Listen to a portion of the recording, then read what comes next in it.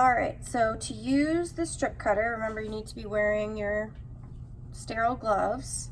And before you start cutting, you want to check your setup. Make sure that the bar is aligned on the same little square hole there. If it's off to the side, you're going to get crooked cuts. So double check and make sure that's right. And then also make sure that your cutting wheel lines up with the 0 on the ruler. The cutter will always cut on the 0. It's always going to cut in this space. We're going to be moving our glass, not our cutter. All right. So before I start cutting, I want to make sure in this little container here, we've got a little bit of the cutter oil. So you just give a little dab. And then this is a great tool for cutting uniform strips. And you can measure on either side of the ruler. There's 0 to 6 on this side, and then 0 to 17 on this side, which your glass won't be bigger than 12 inches anyways. So say I want to do some 1/2 inch strips here. I've lined up the edge of my glass to the 1/2 inch side over here.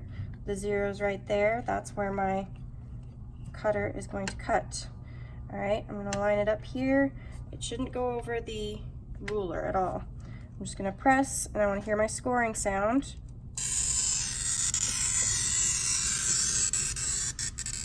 And I want to stop almost at the very edge. I don't want to run right over there because otherwise it can chip my glass on the edge.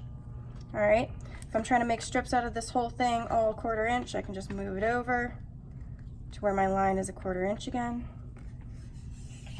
Come back down.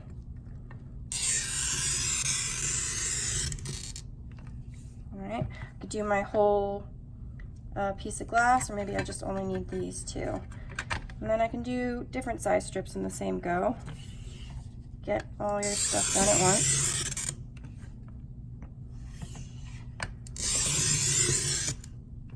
All right, so now I've got some nice long strips to use.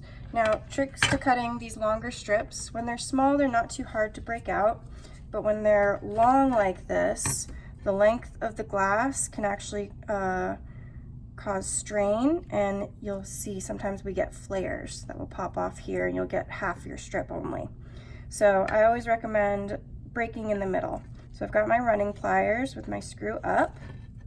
I'm first gonna line it up with my middlemost cut. So in this case, it's this cut right here. I've got an equal amount of glass on either side of my breaker. All right.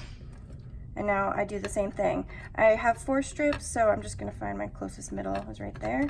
It's fine. I don't have to press really hard.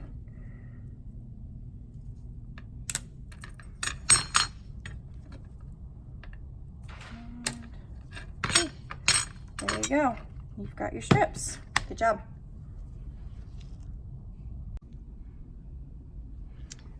All right, so to use the circle cutter, again, when you come to the station, you want to check your setup. And for this one, again, we've got our bar that we want to be on the same grid line over here. If it's knocked off to the side, you're gonna have weird cuts. All right, and this one is a little loose on the bar here, so you wanna make sure there's a little gummy stuff here to help keep it in place, that this little bar isn't knocked off of there. All right. Again, you can lift this up, and we want to add some cutter oil to our little cutter before we start.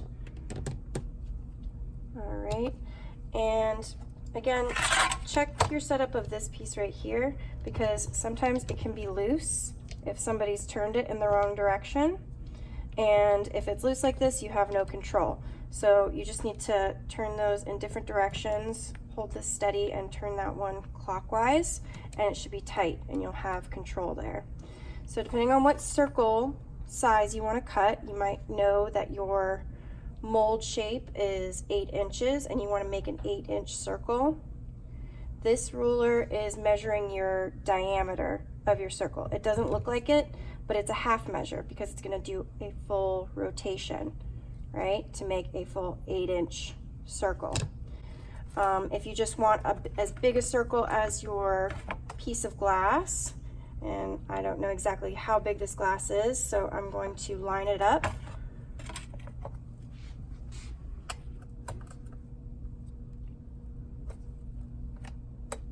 On the side here.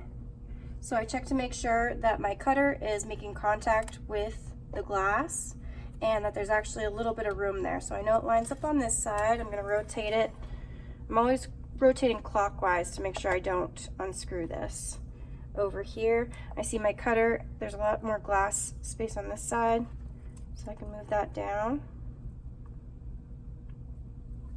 I need to start over. All right, so before you cut your circle, you want to make sure you've cut down your piece of glass to about as large as you want to cut it.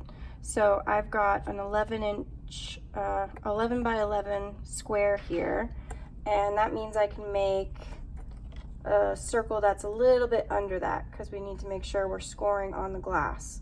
So I'm going to set my ruler measure to just under 11 here. I'm always touching the little black knob is what shifts this. You don't want to touch the yellow one. That's going to move your cutter up and down, and it should stay where it is. All right, so I've got a little smaller than 11, and I am going to line up my glass on all four sides. And what I usually do is I use my finger to hold the glass against the cutter tool, and then I shift it over a little bit. I want about a 1/4 inch space margin on the edge there. And then I'm going to check my other side. So my bottom here is not on the glass, so I need to shift that glass down so my cutter is making contact with the glass. And then I'll check my other side. Checking it's touching, it's got a little room there, and I'll check my top. It's actually a little bit more space on the top there, so I can shift it down a little bit. All right, I'm going to check each side again. One, still touches, touches, touches. All right, I'm going to bring it over here. Before I start cutting, I always line up my bar with the bar so I know when I've made a full rotation as soon as it lines up in the same spot. All right, with large circles like this, we're going to hold down the glass. When you're doing smaller circles, 3 inches or smaller, you hold down the bar here and rotate with your hand. Because I've got a larger piece of glass, I'm going to hold on to that. And I know we've experienced this mechanism kind of jumping up, and it really has to do with even pressure. You're not pushing all the way to the side back here or another. It takes a little finesse and getting used to, but you're only going to learn if you practice. So I'm going to hold my glass here, press down, and start rotating. When the bar comes to my hand, I can move it over and continue.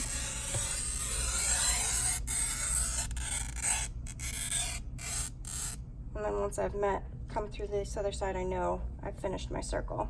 I might have shifted a tiny bit. If you saw that popping up, that's okay. It's still a pretty good cut. And we're gonna go break this at our station.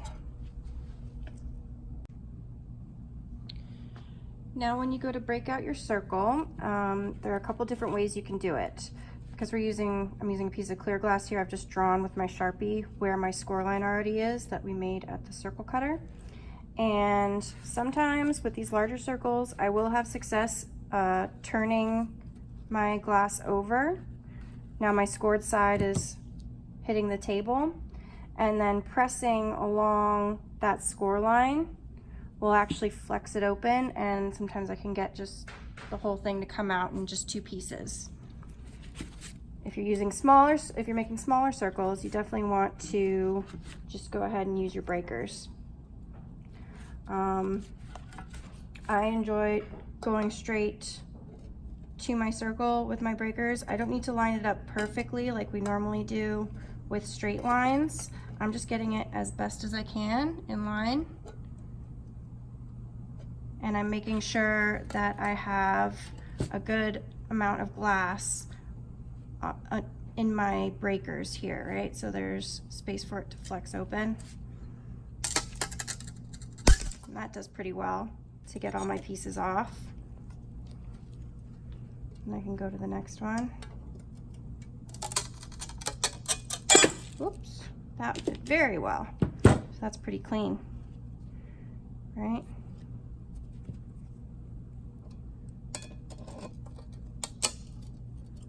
Yeah, that was pretty good. Don't even need to use the nippers.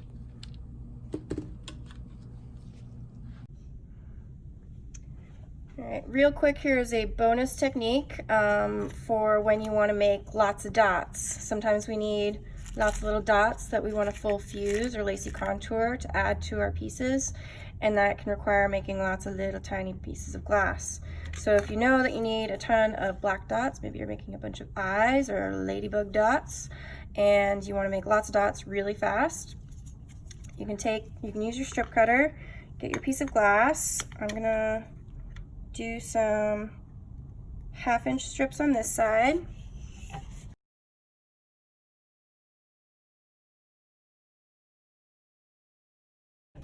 And instead of breaking this out and then coming back to the strip cutter and doing all these tiny, tiny, tiny, I am going to flip my glass over to the other side that has not been cut, because remember, we do not want to run over our score marks over and over again, because that'll dull our blade.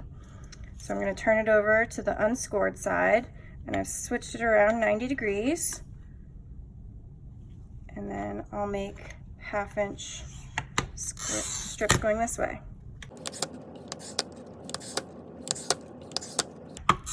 Oops.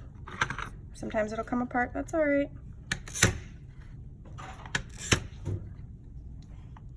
I still only have to do the one strip little. Line that back up, do the rest.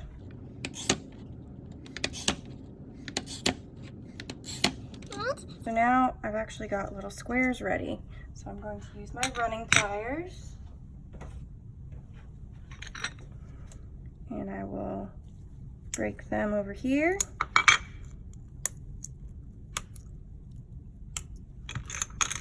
And then when I flip them over, I have another strip to break. And that makes it quick and easy. Now you'll have lots of dots.